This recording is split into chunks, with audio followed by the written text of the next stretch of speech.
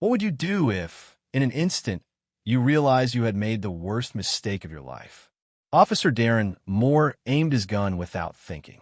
His instinct, his training, and something deeper, something he didn't want to admit, told him that this man was a threat. But when he saw his face, when he heard his name, the ground seemed to vanish beneath his feet. He had just aimed at the wrong person. And at that moment, he knew he would regret it forever. Officer Darren Moore wasn't having a bad day. In fact, he had just walked out of the coffee shop with his black coffee, hot and strong, ready to patrol the city. But then he saw it. A black SUV with tinted windows had stopped in front of a convenience store in a neighborhood where, according to him, it didn't belong. His instincts kicked in. Without waiting for backup, he turned on the patrol lights and stepped out, his hand resting on his hip, feeling the weight of his gun. Turn off the engine and step out of the vehicle with your hands up, he ordered, his voice firm, adrenaline pumping. The door opened slowly. First, large, weathered hands, then the imposing figure of a tall, dark-skinned man, dressed in a perfectly pressed military uniform. "Officer, is there a problem?" he asked in a deep, controlled voice. Darren felt a chill run down his spine. Something about the man's composure made him hesitate, but his mind was already clouded with prejudice. "Hand where I can see them. Right now." The man didn't move. He only looked at him with a mix of patience and disappointment. "Officer, I need you to lower your tone and reassess the situation," he said, keeping his hands visible. "I am General Marcus Bailey of the United States Army." Darren didn't even hear him. His hand went straight to his gun, drawing it in one swift motion, aiming directly at the man's chest. It was an instant, a second where tension turned into an unbridgeable abyss. But what happened next made Darren regret his decision immediately. General Bailey didn't move an inch. His gaze remained fixed on Darren's, but there was no fear in his eyes. No submission, no anger either. Just a cold disappointment that pierced through Darren's chest like a bullet. "Are you really going to shoot me, officer?" he asked calmly, without a hint of panic. Darren clenched his jaw. His hands were sweaty, but he didn't lower the gun. Everything felt blurry in his head. His training told him to maintain control, but a part of him, the one he didn't want to admit existed, knew this wasn't standard procedure. Bailey took a step forward, slow, measured, without any sudden movements. "I'll ask you one last question, officer." His tone changed slightly, now heavier. "Do you know who you're pointing at?" At that moment, two things happened almost simultaneously. First, Darren saw the insignia on the man's chest. Not only did it display his rank, but it also carried decorations any soldier would respect. But the second thing, the one that made Darren swallow hard, was the sound of a car door opening behind him. "Officer, lower your weapon right now." A second patrol car had pulled up without him noticing.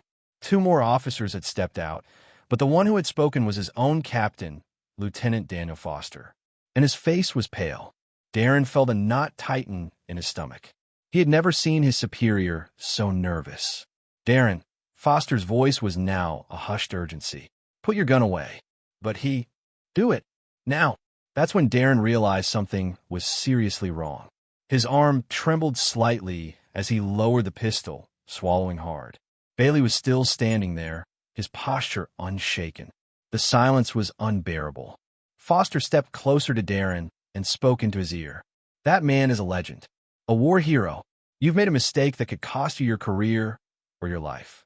The weight of those words hit him like a freight train. Darren felt cold sweat running down his back. Bailey sighed, ran a hand over his jacket, and looked at Foster. "Tell your man that if I wanted to, I could ruin his life with a single phone call." Darren's stomach twisted, but Bailey locked eyes with him. "I won't." Relief was instant, but it only lasted a second. Because what the general said next filled Darren with a fear he had never felt before. "I won't do anything, because I want to see if you're capable of realizing what you just did." Bailey turned, unhurried, got back into his vehicle, and sat behind the wheel. The engine purred softly, but he didn't drive off right away. Instead, he rolled down the window and, without looking at Darren, left him with one final message. "Remember this moment, officer, because one day, when life puts you in my place, you'll understand what really happened here." And just like that, he drove away. Darren stood in the middle of the street, feeling like something inside him had just shattered, but he didn't yet know what. Darren Moore remained motionless as the roar of General Bailey's SUV faded into the distance. His hand still trembled near his holster, but no longer from the adrenaline of the moment. Now, it was the certainty that he had crossed a line he could never take back. The silence was broken by Lieutenant Foster's harsh voice. "Get in the patrol car. Now." Darren wanted to respond, but bit his tongue. His captain was furious, and anything he said would only make things worse. He got into the vehicle with clenched fists, feeling the weight of his mistake pressing down on his chest. The police station was eerily quiet when they arrived. Foster led him straight to his office and shut the door with a sharp thud. "Tell me that wasn't what I think it was," he said, crossing his arms. Darren felt his throat go dry. "I saw a suspicious vehicle." "Suspicious of what?" Foster interrupted, his voice dripping with disbelief. "Of being driven by a black man in a white neighborhood?" Silence was his only answer. The lieutenant shook his head and let out a bitter laugh. "Do you have any idea what you just did? Bailey isn't just a general. He's a legend. He served on missions that don't even exist in official records. He saved more lives than you could ever imagine. And you pointed a gun at him like he was just another criminal." Darren felt the weight of his actions crushing him. "I didn't know. You weren't supposed to know. That's the damn point." Foster slammed his fist on the desk. "It's not about his rank. It's about the fact that you didn't even stop to think." Darren lowered his gaze. His head was spinning. "Am I going to be suspended?" Foster studied him for a long moment. Bailey didn't press charges or file an official complaint. Darren looked up in surprise. "But that doesn't mean there won't be consequences," Foster continued. "From now on, you're being reassigned.